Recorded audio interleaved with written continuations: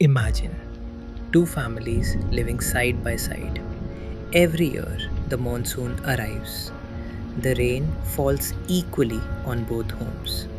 No family receives more rain than the other. The first family watches the rain with joy. Water rushes down the rooftop, flows through the streets, and disappears into the drains. There will always be another monsoon. They never think twice. The second family does something different. Long before the rains arrive, they build a simple water storage tank. Every drop of rain that falls on their roof is quietly collected, carefully stored, one shower at a time. Nobody notices, nobody applauds. Months pass, the rains disappear, summer arrives, the wells begin to dry. Water tankers become a daily sight. The first family now stands in long queues, waiting for their turn. The second family simply opens the tap connected to their storage tank because they prepared when everyone else was celebrating. Money works exactly the same way.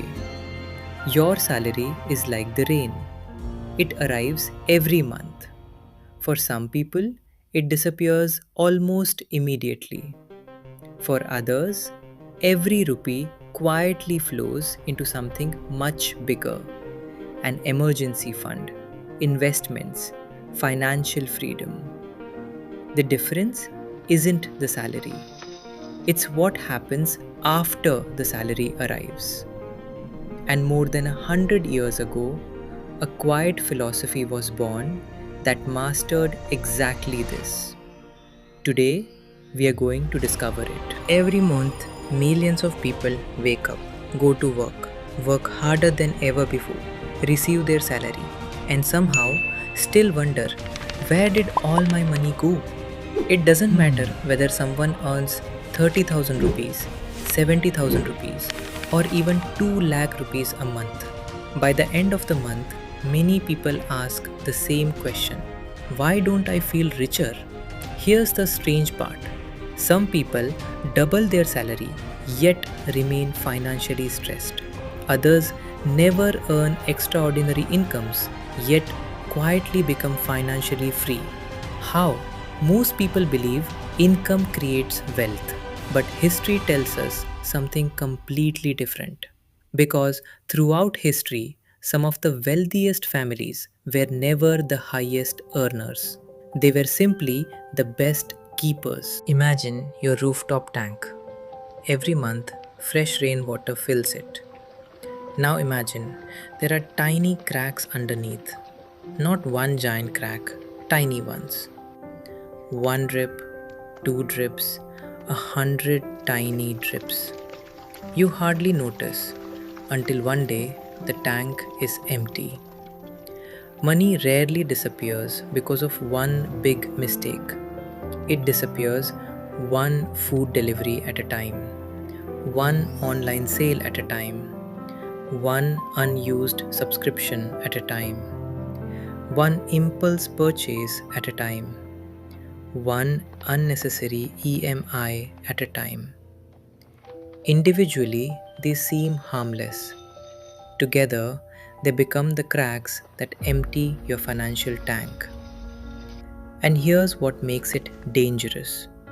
Today's spending doesn't even feel like spending. A quick UPI payment, a tap on your phone, a buy now button. 5 seconds, money gone, without feeling any pain. More than ever before, spending has become invisible. And invisible leaks are always the hardest to fix. Now, let's travel back to Japan more than 120 years ago. There were no smartphones, no budgeting apps, no spreadsheets, no UPI, no credit cards. Yet, one woman asked a simple question: what if people could actually see where every rupee, every yen was going? Her answer wasn't complicated. It wasn't software. It wasn't mathematics. It was a notebook.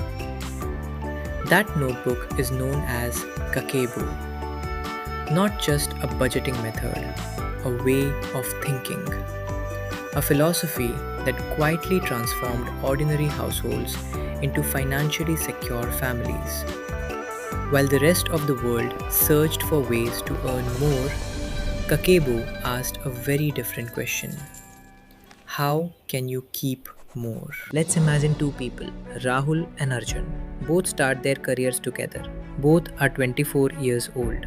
Both earn 35,000 rupees a month. 5 years later, Rahul's salary has doubled, then doubled again. Today, he earns nearly 1.2 lakh rupees every month. On paper, he's successful, but every month, almost everything disappears. A bigger apartment, a new SUV, weekend brunches, premium subscriptions, EMS, vacation loans, credit card bills. The more he earns, the faster the money leaves. Now let's look at Arjun. His salary also increased, but not as dramatically. Instead of upgrading everything, he upgraded only what truly improved his life. He continued investing. He built an emergency fund. He avoided unnecessary debt.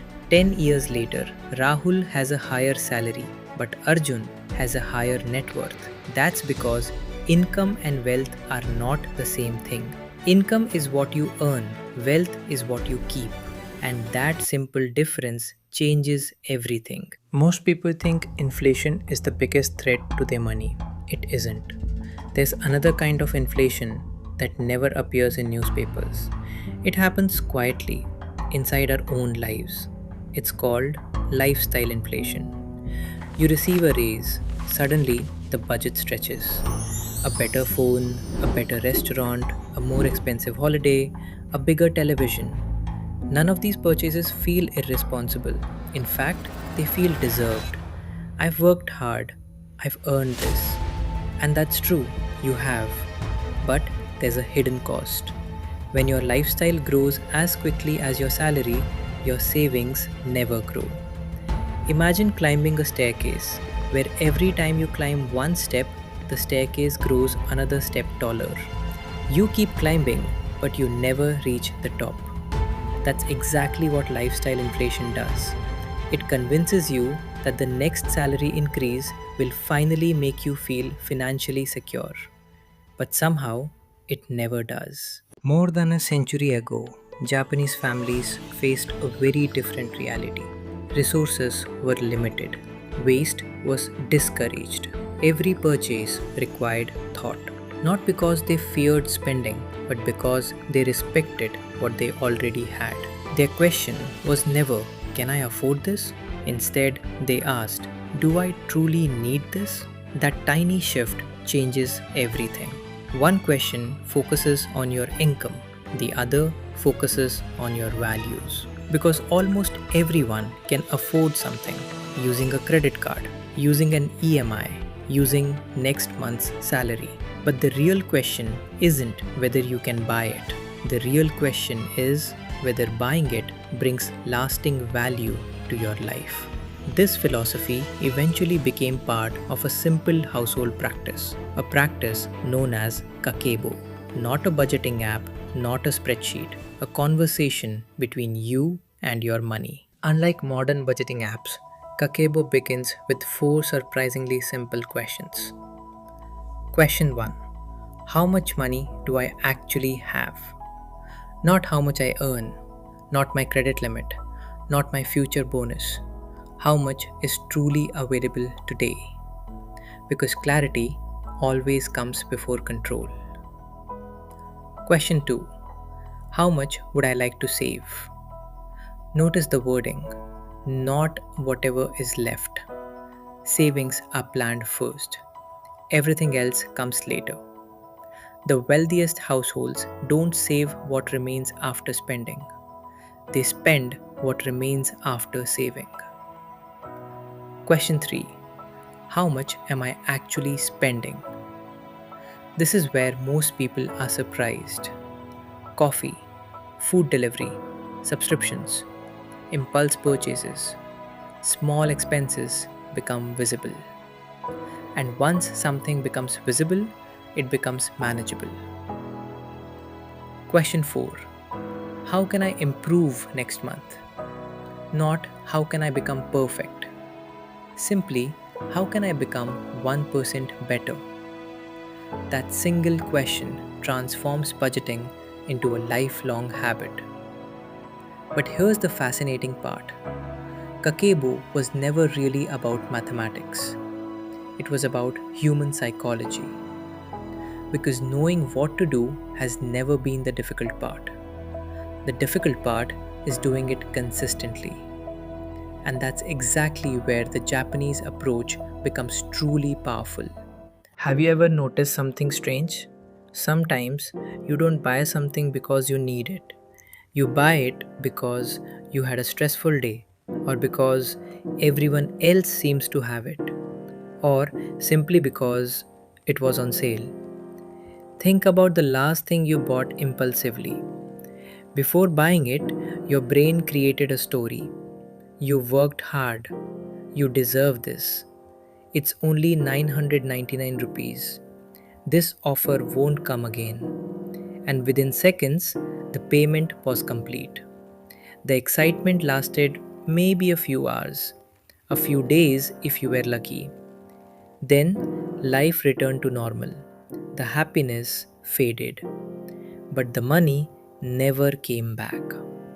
Psychologists call this the hedonic treadmill. Humans adapt incredibly fast. The new phone becomes just another phone. The expensive shoes become everyday shoes.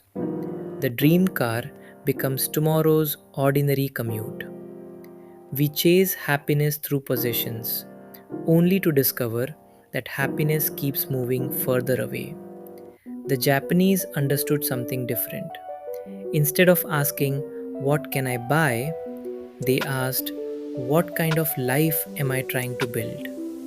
Because wealth isn't just a number in your bank account, it's the ability to sleep peacefully, to say no to debt, to face an emergency without fear, to choose your future instead of borrowing it. Imagine your salary arrives today.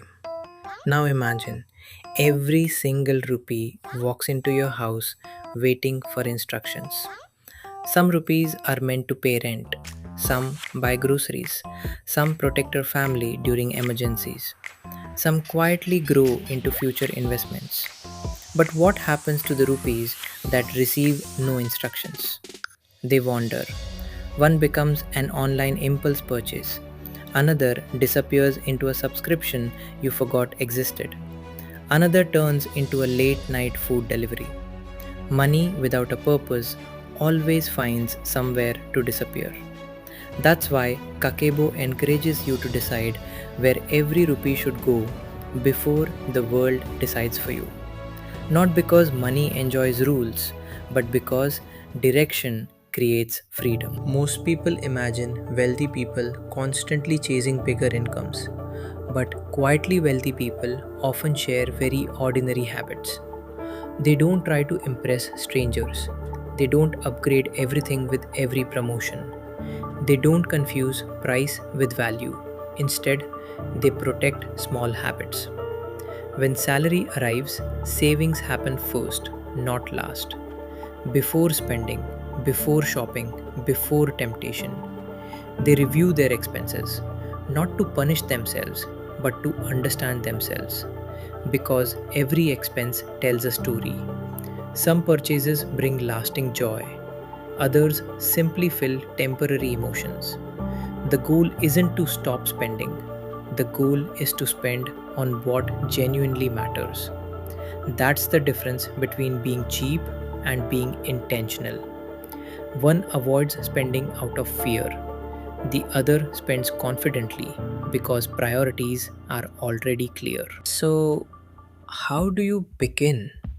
Not with a complicated spreadsheet, not with dozens of financial apps. Start with a notebook or even a blank page. For the next 30 days, write down every expense. Not to judge yourself, simply to observe. At the end of each week, ask yourself 4 questions. What did I spend?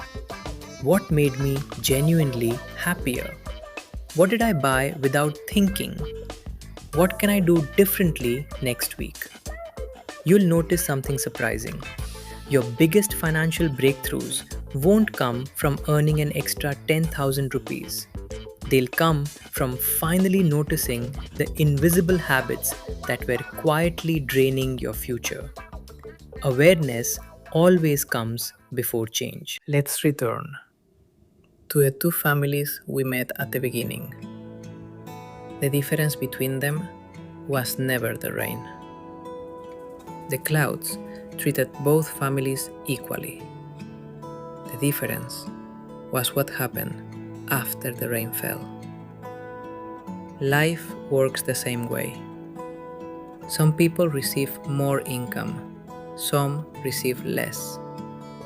But eventually, every one of us will face a financial summer, an unexpected expense, a medical emergency, a career change, retirement, or simply a season when money doesn't flow as easily as it once did. When that day comes, your future won't be determined by how much rain you once received. It will be determined by how much you chose to preserve. The Japanese philosophy of Kakeibo doesn't promise overnight riches. It doesn't promise luxury or shortcuts. Instead, it offers something far more valuable: peace, confidence, and the quiet freedom that comes from knowing that your money is working for your future instead of quietly slipping away. Because in the end, wealth isn't built in dramatic moments. It's built in ordinary ones. One thoughtful decision, one conscious purchase, one saved rupee, 1 month at a time. Just like a rainwater tank, it isn't filled by a single storm. It fills drop by drop. And one day, when life's summer arrives, you'll be grateful for every single drop you chose to keep. If this story changed the way you think about money, share it with someone who's working hard but wondering where their salary disappears every month. And if you'd like more documentaries on timeless ideas about money, psychology, and wealth, subscribe. Because sometimes the biggest financial lessons are the quietest ones.